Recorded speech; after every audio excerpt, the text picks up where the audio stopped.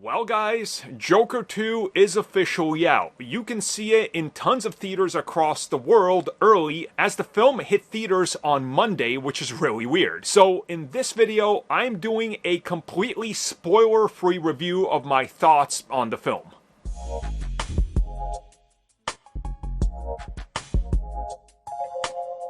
Okay, so I have to really be careful in this review because spoilers are something that really make this film what it is. Because you have to talk about the spoilers in a direct way to be able to talk about some of the things you love or don't love. But I'm going to do my best to try and not spoil anything. So let's just start with the film's, first act, where we get what would be considered, I think, standard fare. There's nothing a whole lot new here. We get introduced to Lee Quinzel, or Lee, we'll just call her that, Harley Quinn, if you will, but Lee.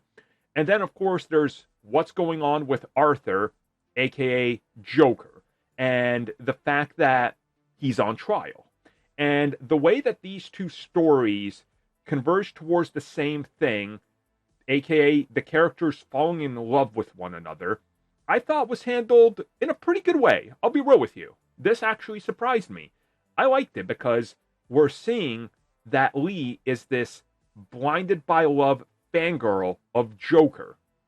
But when she starts to meet him and get to know him a little bit more, she's sort of realizing that maybe what's going on with this trial and the Joker that she is infatuated with and loves might not be the person she thought he was.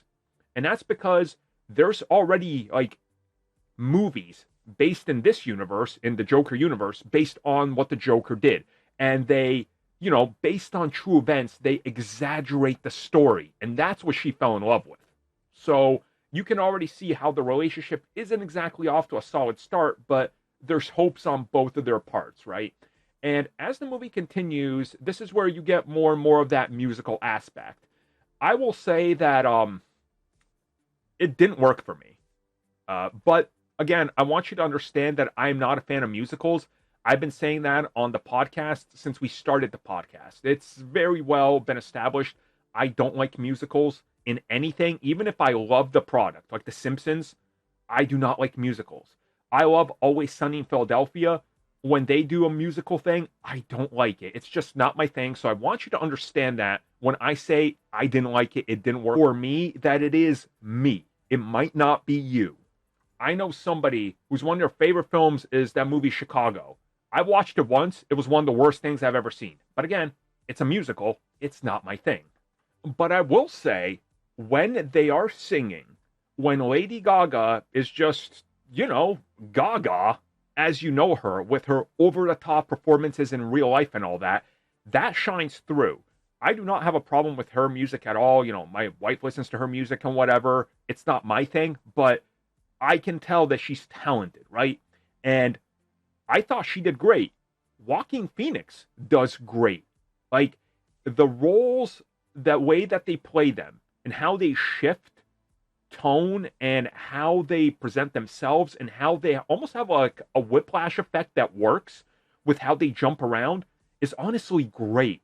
And that's another part I thought was handled well in the movie. The way they incorporate the music and doing it can be a little spotty, but the music itself and the performances are, again, pretty awesome for fans of that style or type of thing, which again, I am not, but I can appreciate the craft in it and the work that they put in. But now for a second, I just want to shift and talk a little bit more about Arthur Fleck, aka Joker. What I like here is that he almost feels like there's pressure on him. The Joker has grown so big and so large that he feels like he doesn't even have control of the character anymore that the Joker is. And that now, because of the movie and all this, he's been overblown and over-exaggerated to a point where Arthur's not even sure that he is the person that's presented as the Joker because the media has romanticized this character. And that's where the courtroom stuff comes in place, where they're like, hey, are you the Joker or are you Arthur Fleck? Let's argue both of these sides. And that, to me, also worked. So right now, I pretty much ended up praising a lot of stuff in the film. I know. Outside of I don't like musicals. But let me talk about when the film really just stops working for me. And that's honestly right at the beginning as well, because it's a give or take. There's parts I love happening at the same time where there's parts I don't love and they fall apart, and they're very much in vein of the first film, where they're trying to copy things that worked in the first film that people talked about, but they just don't have the same like oomph to them or the same impact or how it's delivered. And it almost feels derivative of what you saw in the first film, to the point where it comes off like a parody of what they were doing in the first film. And for those wondering, what does this say about society? Because that was a big thing with the first film. Well, okay, so trying to tiptoe around the spoilers and everything, there is a critique on it because it's all romanticized to a degree where they almost make it like, oh, the incels, this is what they're doing now. And directly we see that Joker has inspired terrorism and protests and all these different agendas. And the prison guards are even using him for their own entertainment for various reasons that I don't want to get into and how they do it.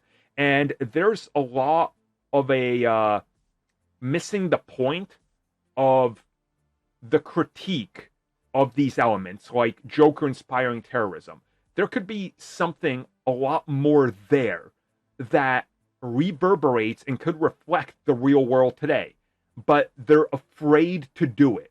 And that really disappointed me because you are almost there. And there's moments in the first film where they were almost at one point, they're like, just do this, drop this line, and you could really state something.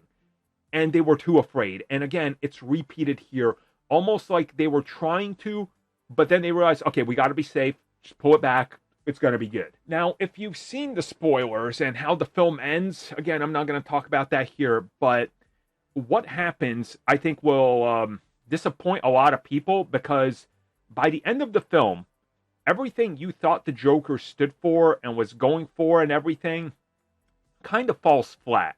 And the way that they end it was honestly so disappointing that I think even the most hardcore Joker fans are going to be disappointed with this. And I'm talking about Joker fans of the first film going into the second film. So what I would say is, as somebody who liked the first film enough, I thought it was, middle. It was middle. I didn't love it. I didn't hate it. I thought it was fine, If you're somebody like me, I think you're going to find this one, okay, it's fine. Maybe worse than the first one. It's a completely different beast. If you love the first one and you love musicals, I think you're going to enjoy this one. But there is a lot of people that are going to go into this that love the first one that are going to absolutely hate this for the way it doesn't understand what made people like the first film and how they left it sort of ambiguous at the end and hinted at the truth and the message behind it. You don't get that here. What you get is a ultimately disappointing and shallow ending that misses the point of the first film, that misses the point of Harley Quinn, that misses the point of Joker / Arthur in the first film, and almost makes everybody a caricature of those characters. Ultimately, the first film, superior in every way.